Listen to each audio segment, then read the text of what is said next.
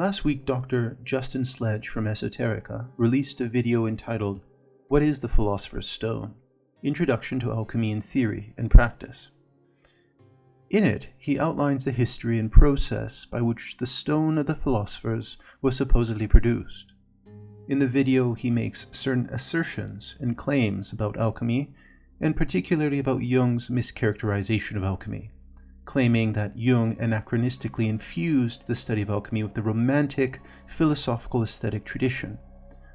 I argue that Dr. Sledge is embodying the rationalizing tendencies of 18th century Enlightenment thinkers, but also the 19th and 20th century scholars who were influenced by these thinkers, and adopts a historicist perspective and continues to assert that alchemy is a proto-chemistry that simply seeks to transmute base metals into gold. From his own video description, he clearly identifies his source material, heavily relying upon the works of Princip and Newman. From a purely historical standpoint, Dr. Sledge presents some important points in the philosophical and scientific lineage of alchemy. He also mentions that alchemy became a practice of charlatanism.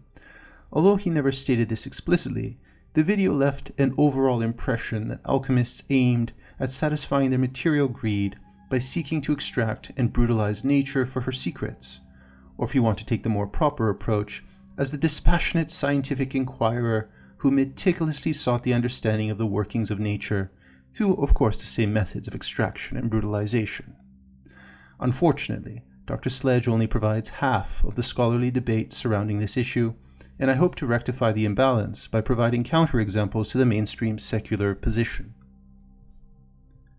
Firstly, Princip and Newman, whose historiography of alchemy are highly influential today in academic circles, performed a wonderful disservice to our complete understanding of alchemical practice by minimizing its occult and spiritual dimension.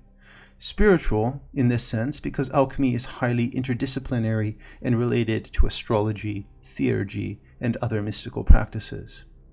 They admit that prior to the 18th century Enlightenment, both chemistry and what we understand today as alchemy collapsed into a single heading of alchemy. It encompassed everything from natural science to medicine. What emerged from the Enlightenment period were polemical debates which sought to distance the emerging science of chemistry from the so-called irrationalism of alchemy. 2. Although Dr. Sledge mentions Greco-Egyptian and late antique sources like Zosimos of Panopolis, he focuses a lot of attention on medieval alchemists and what they were supposedly thinking while in the pursuit of the Philosopher's Stone. Quoting directly from Dr. Sledge, "Historical alchemists were universally interested in chemically analyzing and transforming nature. They were really interested in making gold." He claims that the preservation of empirical and rigorous notations of the processes of alchemical practice suggests that there was a strong emphasis on experimentation. Perhaps he is implying that this practice aligns more closely to our current scientific endeavors, but with smatterings of mythology to fill in the gaps of their scientific inquiries. But this, of course, is no proof that there was no parallel spiritual or theological dimension to the work they were engaging in. Alchemy was not simply a physical procedure. The distinction between faith and reason is rooted in Christian theological debates and does not necessarily reflect the original aims of alchemy. Simply because hundreds of so-called alchemists sought a material substance at the end of their labors does not indicate that they were faithfully adhering to the purpose of alchemy, let alone that they didn't theologize their alchemical processes, thereby adding a spiritual component. Simply because it was not committed to paper does not mean it didn't exist in the minds of the alchemists. 3. Dr. Sledge is quoted again. "The concept of spiritual alchemy, or alchemy as a kind of inward psychological process, is almost entirely a 19th century and 20th century romantic revision, or honestly, just a misinterpretation or misunderstanding of what alchemy actually was in history." Here he is directing his critiques at Jung, and Jung's formulation and articulation of alchemy as a psychological process, something Jung identified as corresponding to individuation. It is clear that Jung was deeply influenced by the works of Zosimos of Panopolis and Maria Prophetessa. Jung followed the threads of thought back in time and sought to determine the roots of the psychological therapy that he hoped to reinvigorate in the modern world. And he found that historical link and continuity he was looking for in the writings of the Gnostics and the alchemists. He could have gone much further back to the pre-Socratics like Empedocles, Parmenides, and Heraclitus, but he chose to focus his attentions on those he believed to be the first real psychologists, the Gnostics. Alchemy and Gnosticism are inextricably embedded within one another, as we will see when we take a closer look at Zosimos. Finally, it is true that Jung was influenced by the works of the 18th and 19th century Romantics like Novalis and Schelling, but he was also greatly influenced by the works of Goethe, who had deep reservations regarding the Romantic movement. In fact, it's hard to say exactly what influenced Jung, since he was virtually influenced by every facet of history he could get his hands on. He was quite an avid reader. 4. At last, let me reiterate the difficulty of neatly categorizing philosophical periods in history, which is what scholars are in many ways compelled to do in order to study a subject. The so-called Romantic period, and any period for that matter, do not simply react to the current zeitgeist or historical philosophical pressures current in a society at the time, but are in fact tapping into the deeper and older layers of philosophical discourse and aesthetics.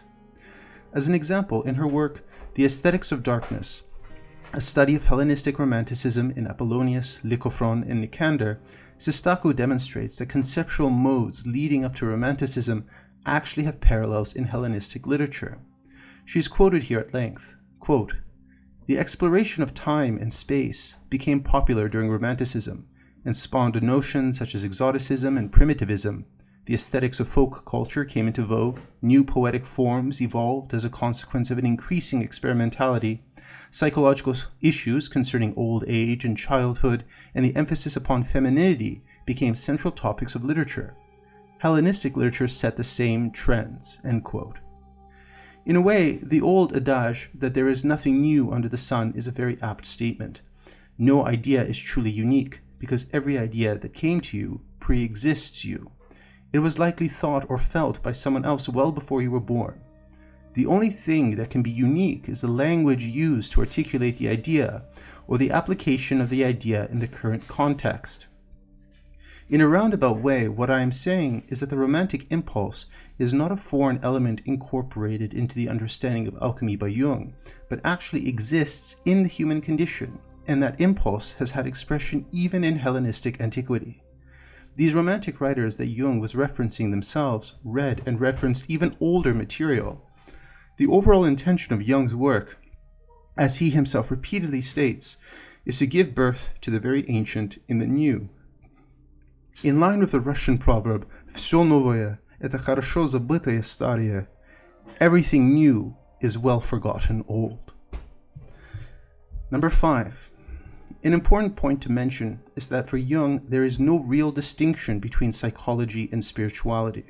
Even though the word spirituality has an unpleasant New Age ring to it, there is nothing older than the experience of the numinous, which is, empirically speaking, a psychological phenomenon.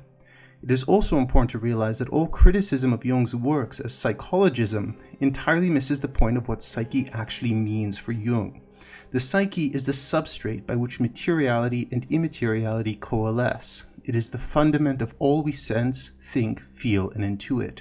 Distillation, coagulation, reduction, these are physical processes and simultaneously psychic processes, i.e., spiritual processes.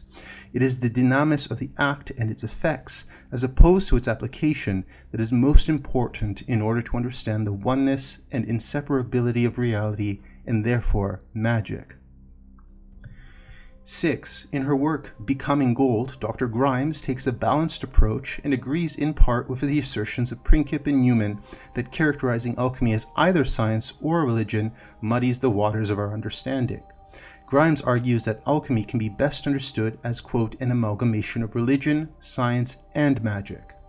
Predating the medieval conceptions of alchemy, she argues convincingly, using academic and scholarly sources, that Zosimos was a scribal priest in Roman Egypt, where metallurgical guilds and craftsmen had an intimate connection with the priests in Egyptian temples, such that they exchanged ideas and techniques. Zosimos was the first alchemist that we know of who explicitly combined a religious and theological component to the craft of making statuary and cult figures for temple worship. Although he doesn't explicitly mention the word alchemy when referring to his work, he calls it the hieratechne, the sacred art. In his work entitled On Excellence, Zosimos makes it clear that the work he is engaged in is a sacrificial ritual. This ritual, like any other ritual, requires purification as well as meditation and involves working with symbola and telesma in a theurgic manner. Each of the stages of creating tinctures and combining metals with a particular sheen or color is a stage in the process of cosmogenesis. If a procedure fails to produce the desired result, then it can be due to the impure state of the operator or the inability to discern the correct astrological timing of an action. In this sense, the oldest tradition of alchemy that we can trace to the Greco-Egyptian world involved creating statues that would later be involved in the Egyptian opening of the mouth ceremony, in order to enliven the divine presence and powers within a material form. This is very far from the medieval and early modern perspective of chasing after golden nuggets. What is happening here is God work in its most literal sense, with its corresponding spiritual dimension, which was inextricably linked since the separation of matter and spirit were not so entrenched as they are today. Zosimos read from other religious and spiritual traditions outside the Egyptian corpus and incorporated Gnostic and pseudo-epigraphical works from Jewish authors as well. Finally, 7. Dr. Sledge sarcastically expressed the alchemist's obsession with secrecy and esotericism and their reliance on equivocation and obscurantism, while claiming it is only the initiates who truly know the real secret of the alchemical art. This can be seen as a safeguarding of the real secret of alchemy that is everywhere around us, in every single object, yet somehow occluded to our direct knowledge and understanding. Just think about what would happen to the world if every person, even those who did not possess the virtues of a true alchemist, had the power to fashion real-life emblems of the gods at will. But perhaps I'm being unfair to Dr. Sledge's motivations. Perhaps he is himself engaging in the same magical wave of the hand, encapsulated by the phrase, "Nothing to see here, my friend, move along," and in truth is protecting the true secrets of alchemy from being released into the childish curiosity of the desiring public imagination. As Algessus Divinus concludes, ultimately, silence is a harbor of salvation, where every thought and every discourse find their ineffable repose, their metaphysical limit. Take care for now.